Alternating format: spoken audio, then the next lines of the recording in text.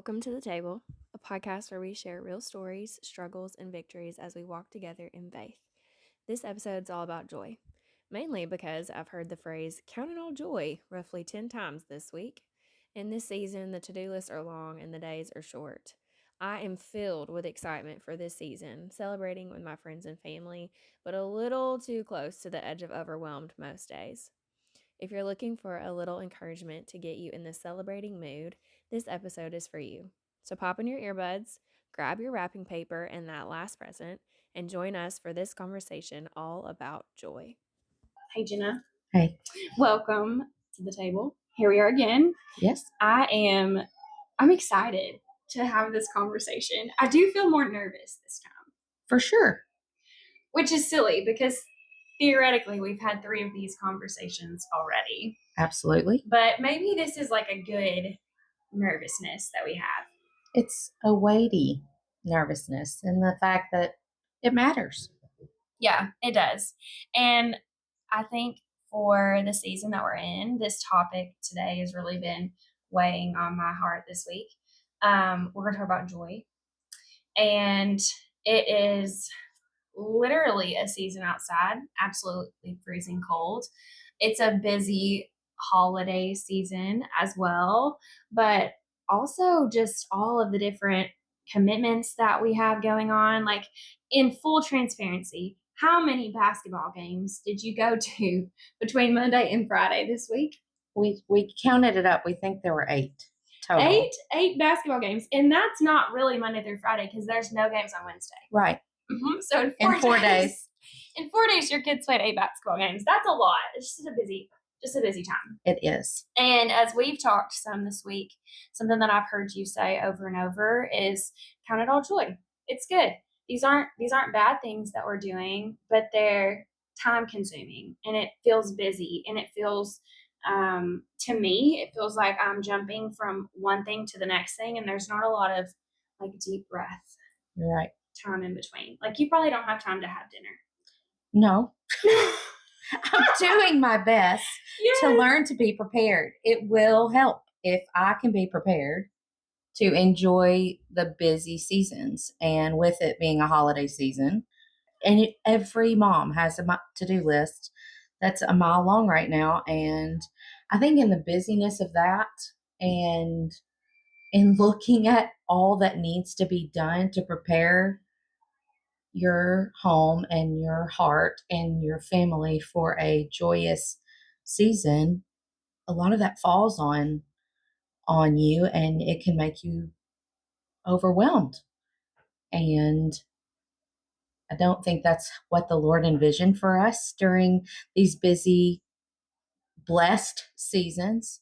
And so I'm learning to try to find joy or recognize that this is a joyous thing that I get to be doing, even if it's busy and feels stressful. That's really challenging, though. I know as a mom, and maybe because of my age, sometimes I hear people in different generations like maybe cast a little shade on moms for being so quote unquote busy. Do you feel like you've experienced that before? Absolutely. And I think it's busier now because I'm older than you, but even when I was a child, the expectations or the things that we did on a weekly basis were nowhere near the expectations of children, students, people today. It's just a busier season of life. And I don't think it depends on your age. I think the world has just moved. It seems to move faster than it did when I was a kid. Yeah. But I think it's also in the season that you're in. You're a mom now. And so everything does feel like it's coming at you so quickly, and you're just doing your best to keep up with it. And I don't think that they're meaning to throw shade when they say to slow down, soak in those moments. These are the best years of your life. Mm-hmm. And they're probably right. I don't doubt it at all. I'm going to look back. You're going to look back and we're going to miss this. But also, it's hard. Mm-hmm. This season of motherhood, of life, it's just busy and hard. And I think we'd be lying to ourselves if we don't admit that it is a struggle to get all the things done that need to be done. But sometimes we put that struggle on ourselves. Sometimes we can say no to things and we think we can't. But again, I don't think they're trying to throw shade at us when they mention that to us. It's that they're looking at it from a different lens. They're looking at it as that's already passed. I've already been there. And now I look back on that as some of the best years of my life.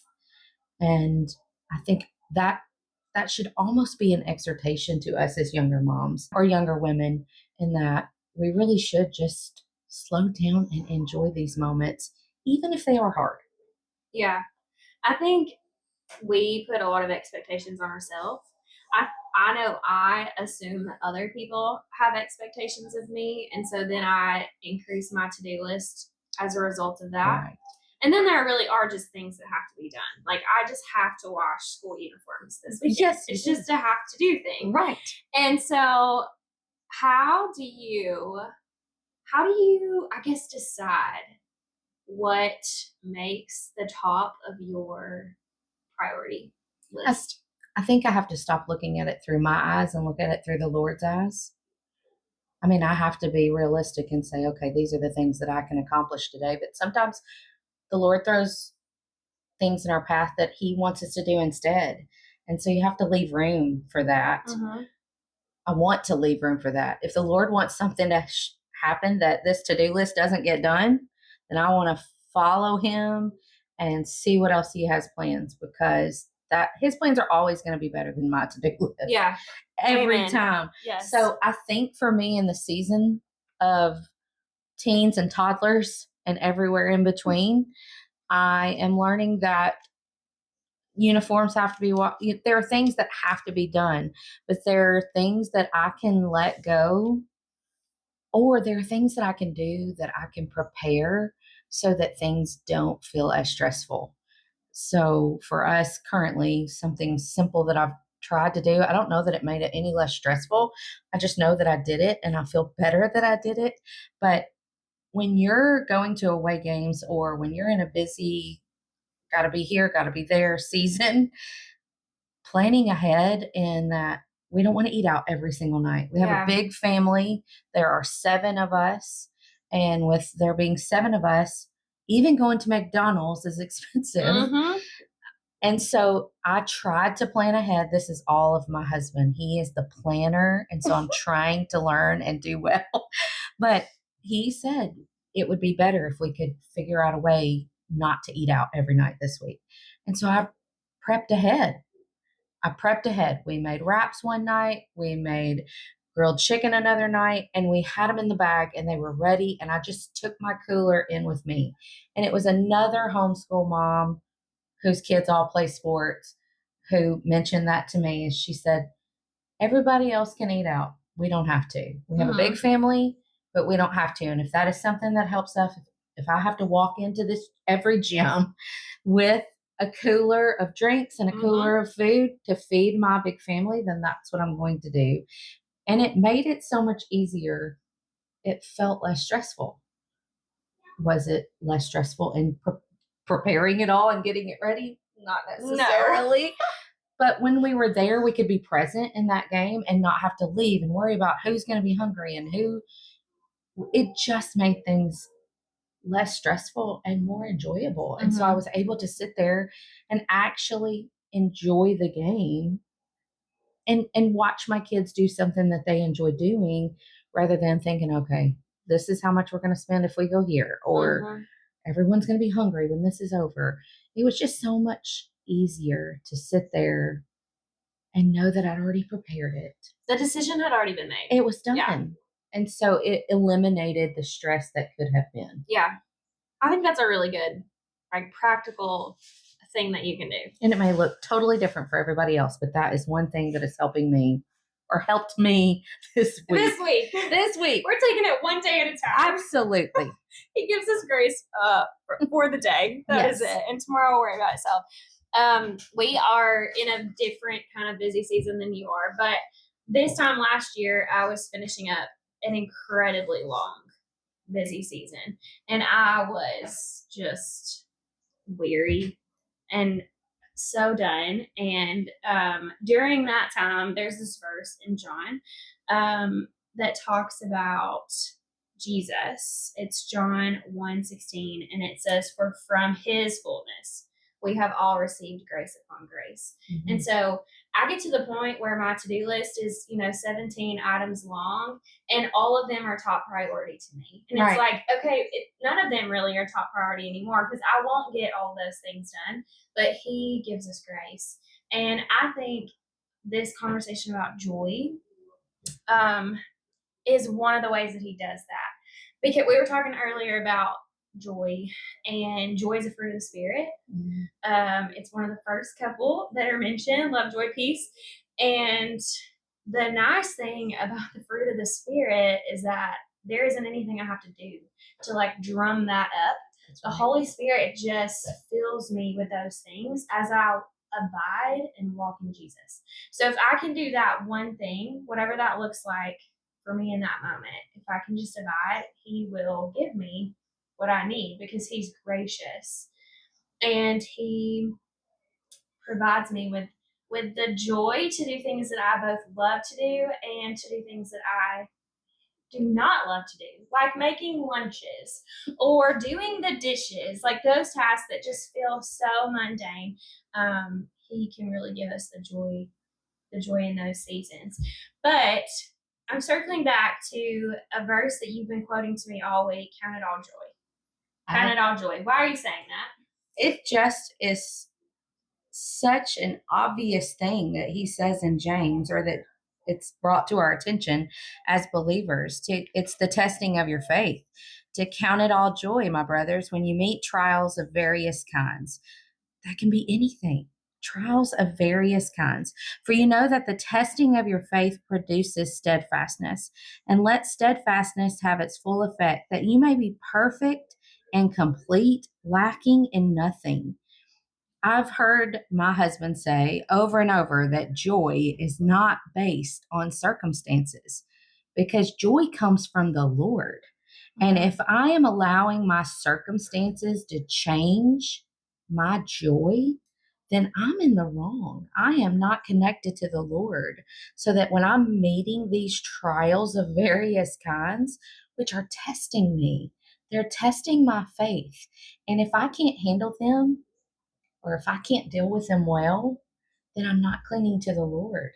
And I can see it in so many times, just getting upset with my kids, or that this certain thing is not done, that I expected to be done yesterday. Mm-hmm.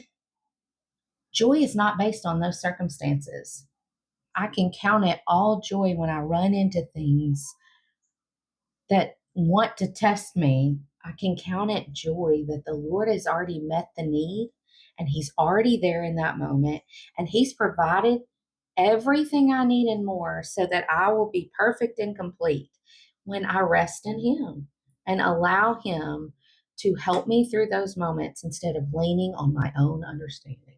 Isn't it crazy how all this just kind of ties together? Because last week, maybe we were talking about how the Lord is a provider. And in all honesty, I have sat down twice to my computer to find me a sticker that says Jehovah Jireh, provider, because that has just like rang in my ears all week long. And if I will truly believe, like he promises that he'll provide, if I will truly believe that he's going to provide, then that's going to give me some joy right there, right? It doesn't matter what the situation is. And so it all ties together, but it all can feel so hard sometimes. Like when you're in it and you're stuck, sometimes it's just hard to do the right next thing. But from what we've talked about so far, I think in those moments, the right thing to do is to sit with Jesus. Absolutely. Is to lay it down at his feet and find your rest in him. I agree. I agree. It's a lot. Joy is something that comes up a lot in the Bible, like rejoice, be joyful, joy. We in the Bible that I'm reading from, the word joy shows up 430 times, which is a lot of times. It is a lot. 430 times. But one of the verses that I have thought about this week is the joy of the Lord is my strength. And that's in Nehemiah.8. And their circumstances that Nehemiah is writing about, those are some crazy things that they're going through. Mm-hmm. The Israelites have come out of exile. They've rebuilt the wall in Jerusalem. These are fast facts. Don't quote me. This is Catherine's paraphrase. And Ezra has just stood up and read all these people the word, and they're just sobbing because, well, probably they know that they have fallen short. But he says to them in that moment, the joy of the Lord is my strength. Go and be merry and have this meal and celebrate this feast, because the Lord is your strength. The joy of the Lord is your strength. And that's how you're going to, that's where you're going to find your fuel to turn the right direction and move toward Jesus in your relationship and know what to do. I heard a quote this week, and I've written it down because I want to say it correctly. Because it's something I struggle with, just thinking about, like, it's so easy to have joy if I would just focus on the Lord. If I think about all of his promises to me and how he provides, joy should come natural to a Christian. And that this quote made me point the fingers at myself.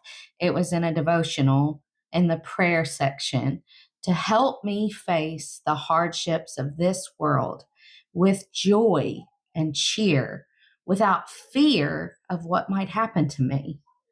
I think that's my problem so many times, is that I look ahead, or I'm looking in this moment of what's going to happen. I become overwhelmed with fear, or being frightened of, well, this may happen, or this might turn out this way if I don't do this. Help me face those hardships, Lord, so with joy and cheer instead of fear. Mm-hmm. And I think he is constantly calling us to look back to him. Turn your eyes on Jesus. That's where your joy is. And if we let the busyness and the to-do list and all the things consume us instead of making him the whole to-do list, I want to do everything on my to-do list with Jesus as the first point. Mm-hmm. There should be no other way around it. Jesus has to help me get through this one thing and mark off each thing. Instead of it being an accomplishment that I did, it needs to be the accomplishment that Jesus helped me to get to. Man, that's so good. I don't know why we can't remember. I don't know why. I think it's just because we're human and we're not perfect and there's sin in the world. But sometimes I just want to shake myself and be like, why are we learning this again? Why can we not? He wouldn't have said it for joy 430 times if he thought joy would be easy for us, or if he thought that we would always be thrilled with how everything was going. But you're right. We live in a sin-filled world, and we need more of him. We need more of him now than ever, especially in a holiday season that is focused on him. The world has made it all about not him. Yeah. And I think as Christians, as moms who are preparing your home for a holiday season, you've got to remember, I'm pointing the finger back at myself, that he is the real reason that I'm doing any of this at all. He's the reason for this. I've heard that quote a million times. He's the reason for the season. Well, he really is. And if I get wrapped up in everything that the world wants Christmas to be about, then I will miss the sole purpose of it being Christ. It's his birth that we're celebrating right now. And it's not all these things on a to-do list. It's not all the things of this world. It's the hope of heaven come to earth for us. Yeah. It's the beginning of the new covenant of us being able to be in relationship with him the way it is. Anything else about joy that we didn't say? I hope we are covering it and learning a lot from it, and that we will take it this week and be more joyous. Yeah, I feel like these conversations really are more for me than whoever's listening, Same. which is great. This is time well spent, even if I'm the only one who learned something about I it. am too. I want to close this out with this verse. This is Romans 15:13, and it says, "May the God of hope fill you with all joy and peace in believing, so that by the power of the Holy Spirit you may abound in hope." And that is my prayer for me and for people that I love, my family and my friends, just that in this season we'll be filled with joy and peace, even in the midst of the crazy busy. I agree. Thanks, Jenna. Thank you. Thanks for coming to the table and listening to our conversation. We hope today's chat encouraged you as you seek Jesus in the big moments and the little ones. You'll find all the resources we mentioned today in the show notes. Feel free to share this episode, leave a comment, ask a question, or share your thoughts with us. Come back to the table next week and join us as we talk about new beginnings, new rhythms, new seasons. Don't worry, there will be no formal goal setting or required resolutions. Just an opportunity to rest in the newness that this season brings us. Until then, get some rest. Enjoy those sweet treats and all the extra time with friends and family, celebrating the true reason for this season.